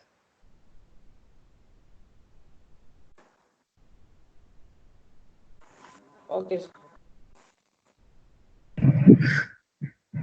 So, Mr. Karan, my final question, and before I give a thankful note to you for something that you have done on a humongous basis. When I was, I remember when I was in seventh standard, just like exactly in Mitra's age, you have been having a big trouble asking me to spend hours together on studying. Even mom used to advise me that when dinner comes, at least pretend as if you are studying because that's not going to mess up with his mood. So I was having a real tough time in spending hours together towards studying whenever I was having half yearly or quarterly examination. And that kind of negative psychic vibration still haunts. I still get nightmares thinking about the max subject of seventh standard and eighth standard. And that is not really allowing me to move on. And somehow, with all these therapies I'm giving to these kids, I have come across and I have grown stronger. And you also know the kind of struggles that I have come across. That and remember the RVS school incident. Another psychic vibration when the correspondent treated me very badly, slapped me on the face, and you had to come on the lead position. And the commerce teacher who has given me a very big embarrassment. Again, you came for the rescue. There was always an elder brother who would back me up. And today there are lots of people who are only sons and only daughters in the family. And I had been experiencing those psychic vibration. And when they don't have somebody to back up during those negative psychic vibration situations in these kids' teenage time, how do you think they will have to come across and that scar that leaves and that kind of dwarf wounding that leaves into their heart? How can they heal it? And how can they take care of themselves if they don't have somebody to back up? You don't always need a sibling to kind of take care of that, right? You can talk to your parents, you can talk to your friends, and some level that you can already think of yourself to see how we can come out of it. You don't have to necessarily take it so personally and let it give a scar, right? So people who have siblings, it's good, well and good. People who don't have siblings, it's talk to your parents, talk to your mom or father, whoever is close to you, who you can open up to, or find a friend and then talk to him and then tell him this is how it is. But the primary person who could solve this is you, right? No matter, you are the only person who understands the impact of it, who's experiencing the impact of it. So you have to kind of help yourself to come out of it. Don't let it give a scar or impact you deeply or take it personally. If it's not your fault, you cannot go and change the other person, and don't worry about it. It's not your fault. Just move on. And on top of all you convincing, if it still comes back and bothers you, get help. I mean, talk to people, friends, family members. If your parents are not, you don't want to open up to your parents, find someone within your family who you are close to, right? Uncle, brothers, sisters from, different, from your family, cousin, brothers, sisters. Talk to somebody, friends, and those are the people who can you talk to and get some help. But like I said, the first step is to you take care of yourself and try to manage it, because if someone else comes and helps you, that's going to get into a habit. So you always, in a difficult situation, you will try to find that person or someone else to solve your problems, which is not good, right? You are not going to have this person throughout your life, or access to these people all the time, right? So you have access to yourself. So if you are able to solve your problems by yourself, then that's the best deal. Real last question. Now that you have this kind of pandemic that has attacked, and thank God we are surviving and we are getting up. Now the entire trend is going to take a paradigm shift. Now this morning, Mitra school members called me to ask about the possibilities of conducting online classes. And the month of June and July is going to happen with the online classes, and kids are not going to mobilize themselves to the school. Do you really think this will have any attitude impact in the mind of the students? Because for the first time ever in our history, we are experiencing such thing in life. Kids not going to school and sitting in front of computer system and sitting in front of the phone and getting online education. Do you think it's going to have a negative impact on the attitude? Or if you think it is going to help them out, how do you think is the possibility of helping them out? See, the good thing is you people, I believe most of your places, living in places where you can get out or go to your, terrace, and people, get out of the home, right, to get fresh air. I would encourage you to do that morning and evening, right? I know it's really hot there, wherever you are. If the weather permits, kind of spend time outside, and see if you can exercise in the morning or evening, at least for 1.5 hours. I mean, it shouldn't be just for 15-20 minutes. It has to be really, really, intense, that you have to start sweating all over. It has to be, do whatever you want. I mean, but make sure that there is some physical activity is there, and then always get out and get some fresh air. Spend like the 20-30 minutes morning and the evening outside, and read something. I mean, it's going to have an impact, but there's nothing that we can do. We need to see what is the best we could do to kind of get out of it. That's the one of the Okay. things that everybody's doing, is not letting the kids to have too much screen time, right? That's the biggest problem. Just you want to be calm and quiet, you let them go watch TV and things like that. No, don't do that. You engage them, talk to them as much as possible if you have time. Otherwise, if you don't have time, it's okay for them to watch a couple of hours of TV or a game, but not too much, and have them do different things. Take their help to clean the house, get some work done from them. This is the best time to do all that. Have them clean stuff, help mom or dad with the work that they're doing, and have them engaged. That's the only thing that I can think. That's the only thing that I am doing. So to keep kids active. Right. Sounds good. Okay. So Dakshin Siddharth, Mitra, Vedavashan, I want you to quickly summarize and consolidate whatever you have learned on behalf of everybody, and give a very quick short speech. Starts with Dakshin Siddharth. Sir, so the main thing which I realized today is that money is and it's more important to have happiness in whatever you do, and the passion and interest you must show in whatever you're doing, so that it'll only bolster your technical abilities and your extent of knowledge in that particular field. So this was the most important thing which I learned today, sir. Good. That makes a whole lot of sense. Right. He always speaks with sense. So Mitra, is your word of thanks time. and a summarizing of what you have learned, just like Dakshin did now. So, sir, can you hear me, sir? Yeah, by all means. So first, I would like to say the vote of thanks, sir. So thanks a lot, Peripa, for spending your time about around 2 hours without going for the office works. Thank you so much. And for coming to the learning, I learned many things, sir. Like whenever I asked questions, it is not about feeling like homesickness or something else. Like if we don't get good marks in our 10th and 12th, it is not going to bother that you can't study anymore. So that's the one of the answer for my question, sir. So I learned a lot of things, sir. So either I will give that in my feedback, sir. While sending my feedback in the group, I would like to mention those things, sir. Okay, no problem. Thank you. Question? Sir, thank you for joining this call, sir.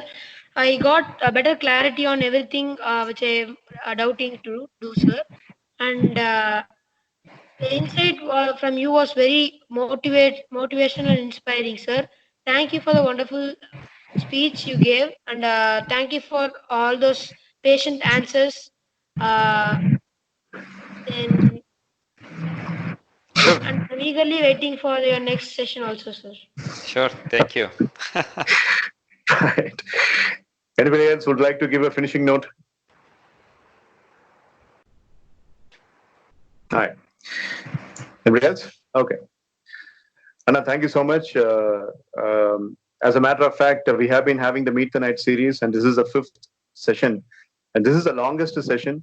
As Mitra mentioned, 2 hours. And I'm pretty much not sure if your office meeting also has got this kind of a duration. We spent a lot of time, and I really think, you see, it is called as compression of several sessions into one. And, the body language that you exerted while answering the question, that would have been a very big pep for the students, because that clearly evidentially shown that you are interested to address every multiple fashion of the questions these kids asked. You know, there were questions about even atheism, there were questions about how to handle parents, there were questions about how to handle criticisms and struggles in the future. For every question you were able to answer on an enticed basis, and that has really made a very good impact in the children's mind. This was exactly, perhaps even more, what I was thinking of. This was exactly what I was thinking of. They have paid enough justice for giving such a wonderful session for the students. And the official announcement goes like this. I want every single student to write a feedback and post it in the group so that I can send it across to my brother. And the time that you have is till tomorrow morning, 6 o'clock. Within that, I want everybody to send the feedback. It's not a compulsory statement. I know that you will be stimulated to send the feedback. So again, as Vedoshan mentioned, we will look forward to listen to you one more time. The best part is the best part of the challenge is you are available only on the weekends, and during the weekdays, I would be looking forward to have one more session, perhaps after a breather of a time, not immediately, after a breather of the time. And this question and answer session was really nice. It was your idea, and thanks to you for that. Wonderful job, Mr. Karan. Thank you so much. Okay, guys. Mirdubhashini, say hi to mom and dad. Mitra, say hi to mom and Pati. And rest of you guys, thanks a lot. Thanks for your time. And I really enjoyed speaking with you guys. And some of it was really great questions. And I really enjoyed it. And it kind of gave some ideas to me as well, how to look at when kids need something, how to raise the kids, and what are the kids demand, how your mind works, what are the thoughts that come to your head. So those were really, really helpful for me as well. Thank you. Thanks a lot for your time. And I would like, who said that the next session? Vedavashan. Thanks, buddy. And I'm looking forward to that as well. Thank you. Thanks all. And we would like to know if Aditya or Amritesh would like to speak anything, because they were part of the whole session. Yeah, I can see him say no. So we are good. Right. That's okay. That's not a problem. So, boys and girls, is there anything else? Because we are closing the session. After my brother leaves, we will have 1 minute of our discussion, and then we will close the call. anyhow, we have come beyond 7 p.m. So spending an extra 1 minute or 2 minutes are not going to be a trouble. So if you don't have any other thing, and we would bid adieu to my brother, we'll say bye to my brother. Is there anything else? Okay. Right. And All thank right. you so much. Thank Yeah. you. Thank you, Thank Jeff. you now. Bye. Bye.